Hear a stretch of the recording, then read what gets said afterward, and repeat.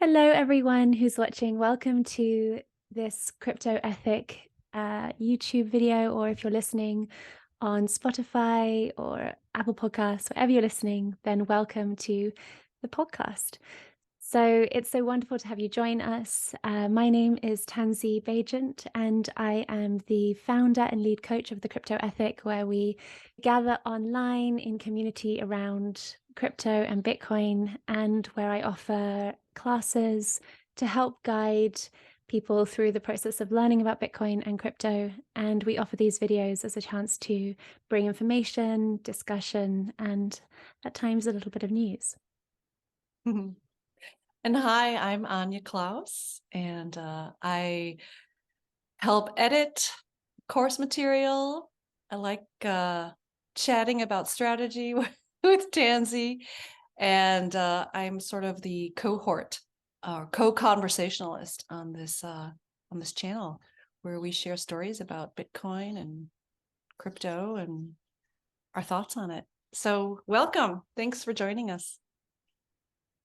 And to lead in now, just to say, if anyone is enjoying this show, then please feel free to like and subscribe to the channel. We would love to have you join us.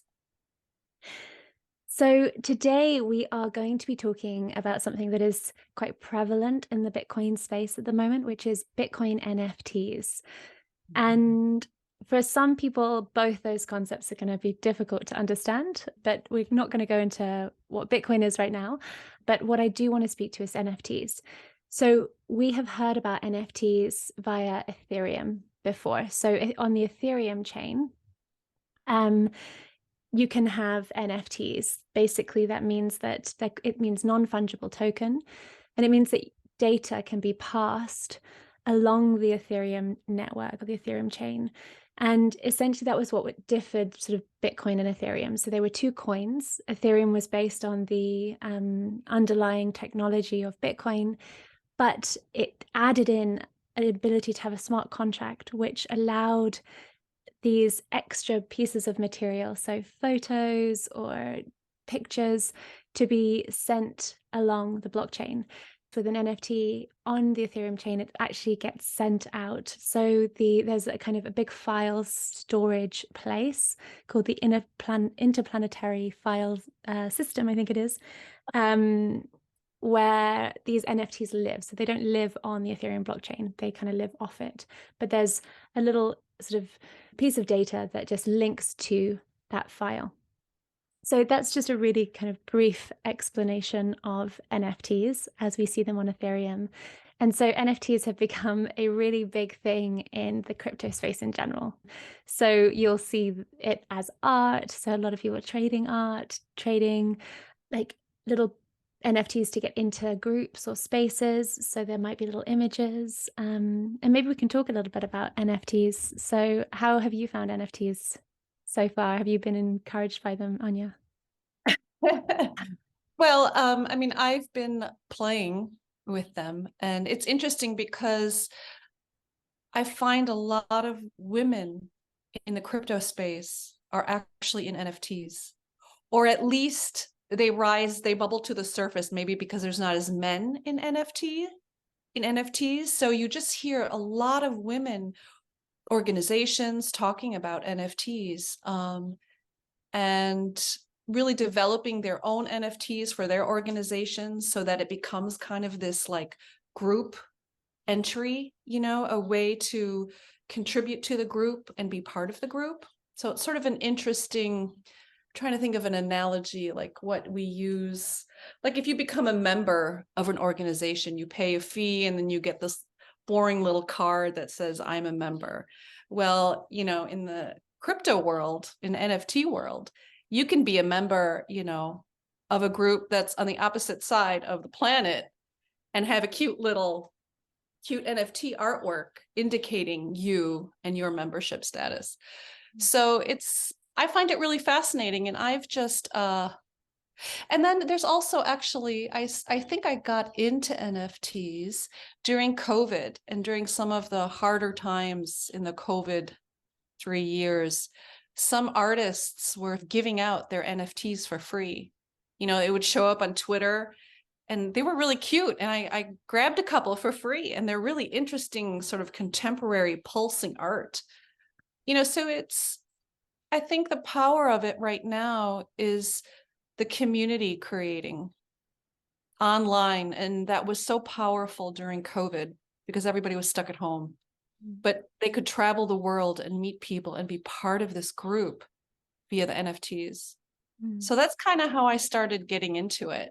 And that's what attracted me, sort of the group and the feminine powers. I love that. How about you? I mean, have you had personal experiences with NFTs? No, I haven't really been that inspired to Mhm. reach out into the NFT space that much. Mostly because I love the concept in terms of the groups and like being part of that. I think that's amazing. And in some ways I do like the artistic component as well. But I think for me, my deepest interest in this space is around the monetary system. And so it's just an area that in real life, I haven't been that interested in like kind of joining big groups or going to art fairs and art galleries. That's not my scene. My scene is kind of more adventurous and travel-y and cultural in that way. So it's completely a personal preference. Yeah, I've always really enjoyed that NFTs exist. I think they can be used in lots of different ways. And maybe to explain to the audience the difference between a fungible token and a non-fungible token, so an NFT, is that if you think about a dollar note, if I gave you a dollar note and you gave me a dollar note back, it doesn't matter if they are not the same dollar note. It is equivalent to the same amount. So that is like a fungible token. It means that you can have as many, that it can be replicated and one is not unique from another. So yeah, like gold coins, also the same. So anything that is kind of replicable, it doesn't matter which one you give, it still has the value. Non-fungible means that it's irreplaceable, it's unique, there's just one of it. So essentially your house is a non-fungible token. There isn't another one like it. And yeah, you are a non-fungible token, and your passport, your identity would be a non-fungible token. So Yes. it's anything that is limited and well, completely unique in nature. And what can happen is that you can say, maybe you've created 5 identical pieces of art, but each one is numbered differently. And so that carries with it a non-fungible element because it has a serial number. So that gives it a sense of uniqueness, which people trade with as well. So that is kind of the non-fungible piece of a non-fungible token. And so far, they haven't existed on Bitcoin because Bitcoin doesn't have this smart contract that's embedded in the blockchain. So, like I said with Ethereum, in each of the transactions, so where the transactions are coming in and those get added to the blockchain at a node, at that point when they get added to the blockchain in that block, there is an ability, there's like a sort of smart contract piece, and there's an ability to obviously add in content, which links to this other data storage. Now, with Bitcoin, there was never an idea of creating smart contracts because that wasn't a thoughtful consideration at the beginning of creating Bitcoin. It was really about the monetary system, that it was trying to create a universal coin that was borderless, that was non-sovereign, that had no kind of sovereign oversight, and was personal to oneself. So all of these principles of creating a better sort of monetary system was included in Bitcoin. Now, there wasn't the thought to add extra content with that. But in a recent upgrade of the Bitcoin network, which happens because it's totally decentralized. So you have to get all of the different nodes, those running the nodes, to agree to certain updates. And those that agree to the update, that changes the blockchain. Now, it's not a hard fork change, is where you have 2 blockchains and they kind of split off and they're completely different. The recent update to the Bitcoin blockchain was not a hard fork, it was a soft fork, which meant that it was just through an update. So those nodes that ran the Bitcoin blockchain, this is a little bit technical, but we'll go with it, that those ones that updated basically allowed the capacity to create extra space in each of the blocks. So all of the transaction data comes in and fills a block, and that block gets added to a blockchain. That's what a blockchain is. Now, in the past, there was only a certain amount of transactions that could be contained in that block. But with a recent update, the amount of space in a block was increased because some of the information that would sit in a block was allowed to kind of tag on the sort of outside, which created additional space. Now, what people have done with that additional space is given the opportunity to literally inscribe into that space. So you can have non-transactional data. So rather than having everything relating to Bitcoin transactions, now you could write into that space a little message, or you could put a little tiny image in there.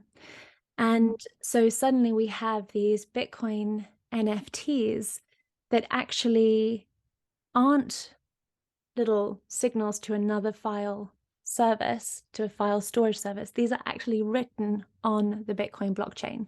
They are held there and they will be there forever. And so they're called sort of ordinal inscriptions because they're inscribing on the block, in the blocks themselves. And there's this whole sort of protocol where each of the Satoshis, each little tiny element of a Bitcoin. So when Bitcoin is broken down into Satoshis, there are 100 million Satoshis. And this program, or this programmer, has gone through and has numbered every single Satoshi since the beginning of Bitcoin and has ascribed every single one a number. So that's sort of how it can work in terms of the non-fungible token aspect. But it's quite complicated, the technicals of it all. But essentially what it has opened up is the ability to have these sort of Bitcoin NFTs or these ordinal inscriptions. And because of that, there's been this big furor, or this big, I guess there's just a lot of talk now in this space for and against these ordinals. So there's just been a lot of noise happening because essentially having all of these ordinal inscriptions has pushed up the price of the fees, of the Bitcoin fees. So a Bitcoin fee for me to send Bitcoin, for example, it could have, it was usually costing $1 or something like that. Whereas recently the transaction fee to send or the gas fee to send money was up to $19 yesterday. So the reason for that is people are paying for the space on the blockchain, and they'll pay quite a lot so that they can have their ordinal put onto the blockchain or their inscription put onto the blockchain. Yet what that means is all of these other transactions are waiting to get on. And so somebody may pay $1,000 or whatever to get their inscription onto a block. But because of that, they've taken up a lot of space in the block. And a block is mined every 10 minutes globally, right? So everyone who wants to just send a transaction has to wait in a queue. And it's called the mempool. And that mempool has been gathering and gathering and gathering as people are trying to put these transactions through. And one, they're slowing down. And two, the fee has gone high. So in order to get yours to the kind of front of the list, you need to pay more. It's kind of like an auction. And so that has been pushing up Bitcoin gas fees, which is sort of not what Bitcoin was supposed to be about. But then when we say supposed to be, it was given to the world. So we're all the managers of it now. We're all kind of in charge of it, and we can do what we want with it, which is sort of where I want to go with you, is to speak to whether you think it's a good idea or whether you would choose to go back and sort of erase it. And that's something that some of the nodes are considering, is to wipe clean their update. Yeah, I think what is one of the potentials is basically to reset the update, which would clear out this new update basically and wouldn't allow these to exist. So that is the kind of extreme. And then the other is obviously people wanting to use it and wanting to put things onto the blockchain. So well, I have a couple thoughts, but first a couple questions. I mean, one is, why was this update even made? Why? And they didn't have any sense that this extra space would be a perfect space for NFTs to be secured? I mean, if you get your NFT on a Bitcoin, it's a much more secure place than let's say on other chains, right? Yeah, I mean, I think that they did. And that was one of the kind of, some people pushed against that early on before the update was made, was saying, you know, any information could be put into this. It's not, you're allowing the extra space for that. And actually, there's always been the ability to sort of write a little bits on Bitcoin, but this has just really advanced that, especially with this new Ordinal protocol that came on top that has like mapped out all of the Satoshis. So one, it was made in order to increase the space of a block so that more transactions could go through with each block to kind of speed up the Bitcoin, basically, because at the moment or before, you only had a small amount of space for all of those transactions. And so everybody would have to wait until the next block came. And it was just, it would make it really slow and inefficient. So what they did is they wanted to increase the block size without a major shift, but just by basically taking out some of the information that was contained in the block, putting it outside, and then opening up that space to more transactions. But at the same time, there was this idea that, you know, other things could be put in there. And I think there probably wasn't the understanding of just how that could be used and how quickly it would take off. And then also this computer scientist who basically fed a protocol over the top of Bitcoin and was able to sort of scan it out and to see where all of the, you know, to give each Satoshi a number, and then to create this inscription linked to that. So I don't think that many people imagined that would happen, to make it so popular to basically add content. Yeah. Yeah. I mean, as a non-technical person, I mean, I feel like, so I don't want to go the good or bad route. I mean, I want to go like, so there's this need, people are feeling this need to secure their NFTs on the Bitcoin chain. So why is that? And how might, I mean, what keeps coming to mind, and again, I'm a non-technical person. I mean, I'm thinking about the hard forks that have happened on Bitcoin.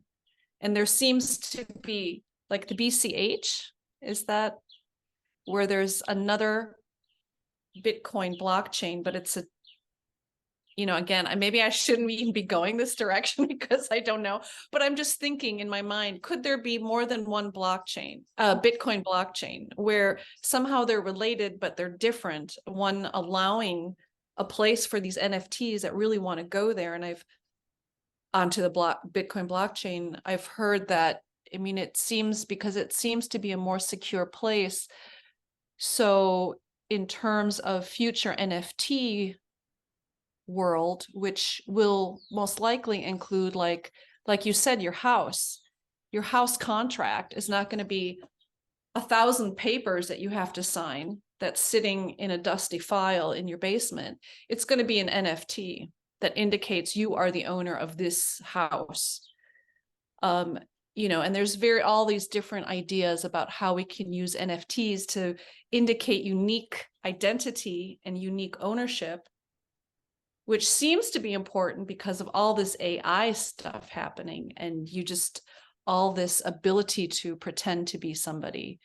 But I'm going too far out into the technical world, but it's like all these little bits and pieces are sort of part of this puzzle. So I feel like is this an opportunity to push the Bitcoin maxis and the non-Bitcoin maxis to a place where they can think about where can we have NFTs outside of the Bitcoin monetary blockchain, like you were talking about, that you're very interested in. Okay, so that's Yeah. So, you know, I couldn't give you a good or bad, but for me, it's just interesting and fascinating, and what can this direct us to in terms of creativity and satisfying these needs that are showing up. Yeah. I mean, where I would speak to for that is, well, let's start with the hard forks. Is you have Bitcoin Cash, which is what you were talking about, and then you have Bitcoin Satoshi's Vision. So those were like broken off of the main Bitcoin blockchain, and they exist alongside. So technically you could have a hard fork that did do the same thing, where those who want NFTs can go down a Bitcoin NFT route, and those who don't go down the main Bitcoin route. And I think that would probably be a good idea.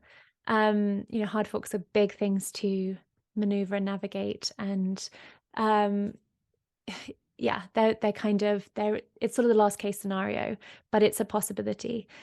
And I think that I would say that that is possibly the best option, or to, personally, to utilize, for me, you have the capacity to use NFTs on another system, Ethereum, for example. You have plenty of opportunity to do it there. Like, if you want to hold NFTs, if you want all of that information to be inscribed or to be held long term, Ethereum exists for that. I think for me with Bitcoin, it really is the only kind of alternative to our global financial system, right? To a global monetary system, and potentially as a new version of the gold standard, so a Bitcoin standard. And to see Bitcoin in that way, to see why it was created, and to see its potential and how powerful it is, and that this is a really amazing, legitimate form of money that is not part of this global system of power politics. And I think that's so important, that to eradicate the trust in it, or to kind of minimize its functionality in that capacity because you want to play, for me, it's a difficult one. I just don't think, I think there are better places to have NFTs. And I know that for some people, I'm outnumbered on my opinion, but I feel that we have this brilliant system that people are using. Let's keep it that way. If you want to play with NFTs, then either we do a hard fork or you move over to Ethereum. Why does it have to be done on Bitcoin? And my problem with it as well is that, one, you don't know who is uploading information. So someone could take the deeds for your house and put it on with their name. So how can you trust who is putting that on there, right? Because those nodes, those people who are operating the nodes and verifying the network, they don't know what's right or wrong. They do know in terms of transactions, they know if something is right or wrong. But in terms of you putting on a deed to your house, like, they're not going to know whether that's your deed or someone else's deed. So it could just create this mess where the Bitcoin network, like the Bitcoin blockchain, is just filled with rubbish content. And two is like, imagine that someone puts on there the designs for a 3D printed gun, which is illegal. So suddenly it will sit there forever. And suddenly it's like, maybe we can't use Bitcoin because it contains information that everybody can see, and it's illegal information that no one is allowed to see. So I think, why are we wanting to open the door to something that could ultimately be Bitcoin's downfall, when Bitcoin as it is a really amazing system, and what it does well. So why are we obsessed with tinkering with things like that? Why can we not just create something new or use a different blockchain? I don't understand that need to create that turmoil and undermining of the importance that it provides. So Yeah, well, thank you. You convinced me. It's a bad thing. Bad. But I mean, I can see why, because I mean, again, as a non-technical person in this field who's trying to understand, I mean, the benefits of having that NFT, like, let's say it is your house deed, but then I'm thinking, okay, what about, maybe this is the perfect opportunity for Dogecoin, the Dogecoin blockchain. Maybe because it sort of has some similarities to Bitcoin, but it has a never-ending supply. So monetarily, it's maybe not the best thing. But could that be a place where you could, because it has sort of a life of its own? I don't know. I'm trying to think of alternatives. But that's putting a very, and it's not just play, it's not just, group membership pictures, but it is like bigger deals. Like, it could be your, again, house deed is what comes to mind, but I think there's a lot of different, more serious elements in terms of NFTs And that's why they're looking to the Bitcoin blockchain, because it is a place.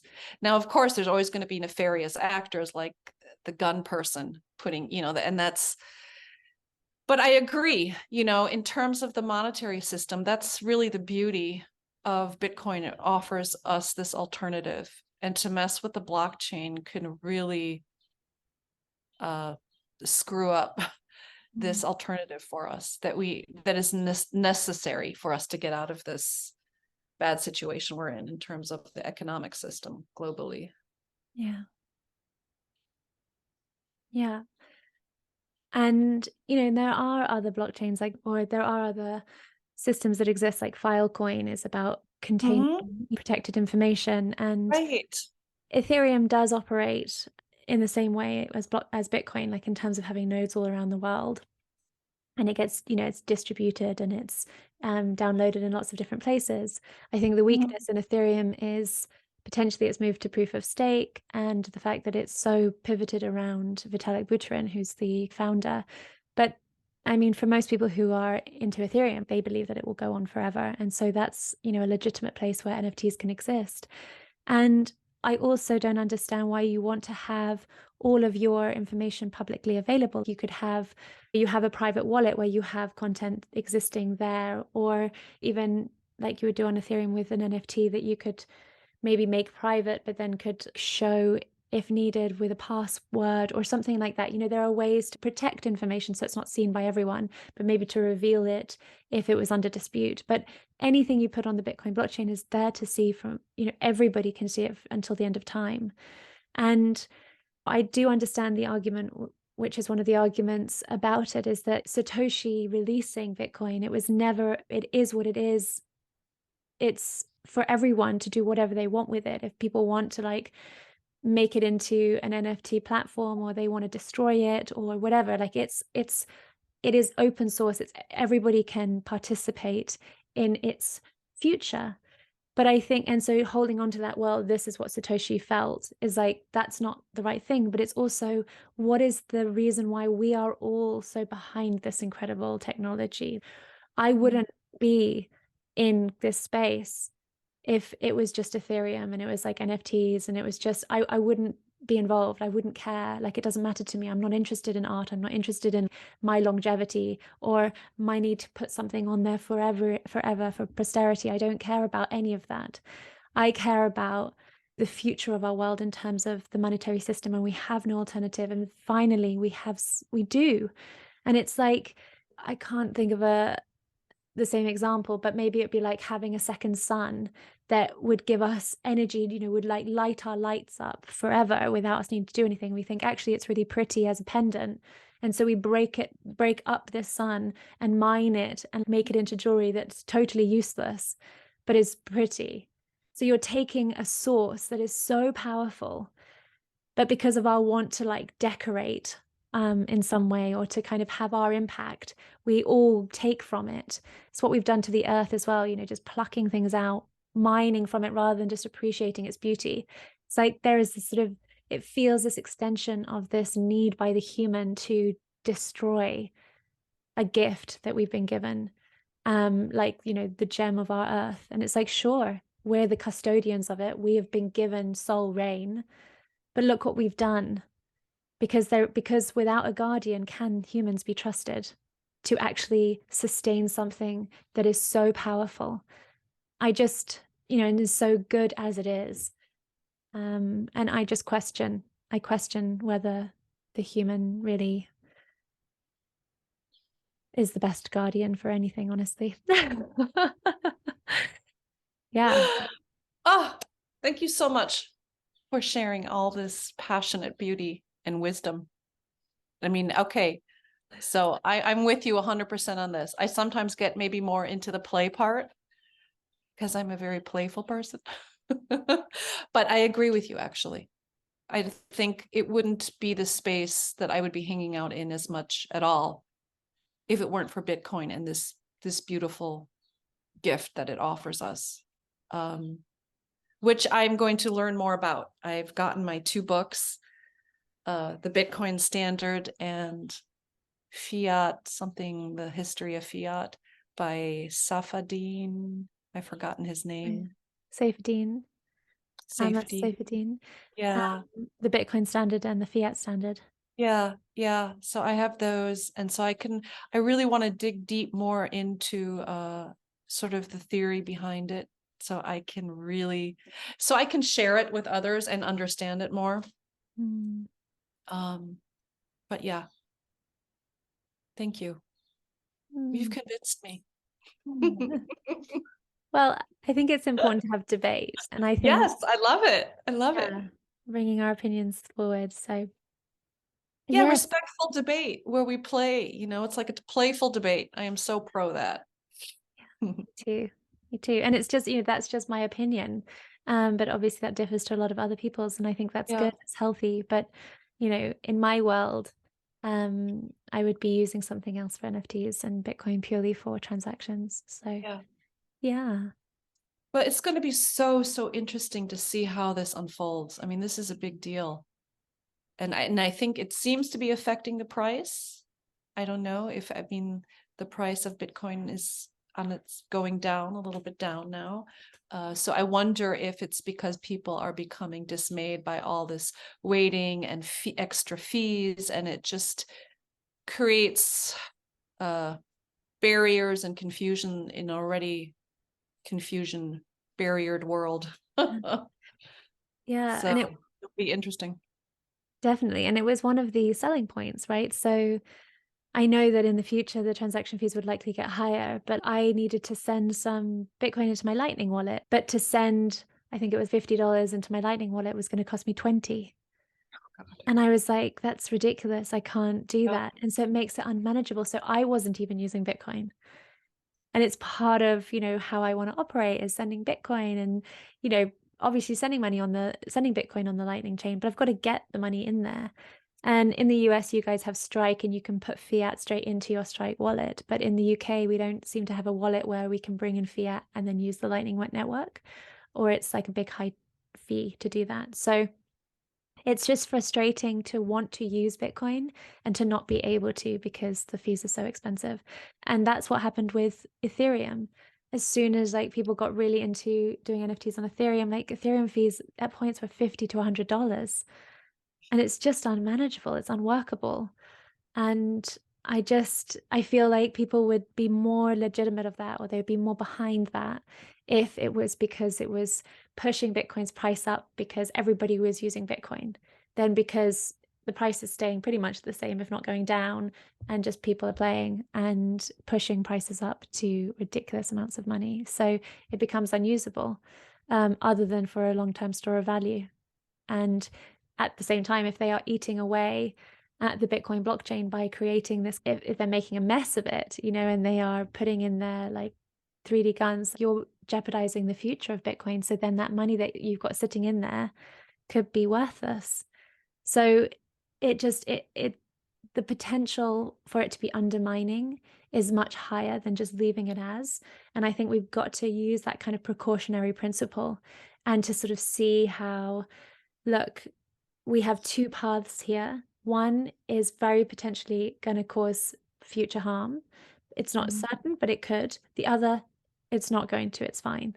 It's like, which path are you going to choose? It just seems crazy for not much benefit to be kind of attacking the chain.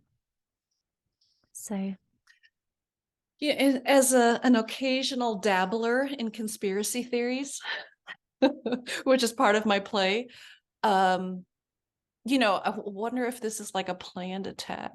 It could so easily be. yeah. To really make Bitcoin another way to take Bitcoin off, make it harder to reach for everyday people and for us, and yeah.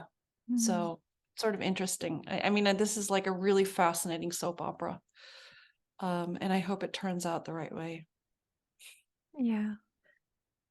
Yeah, it would be nice for it to go the way that we all dream.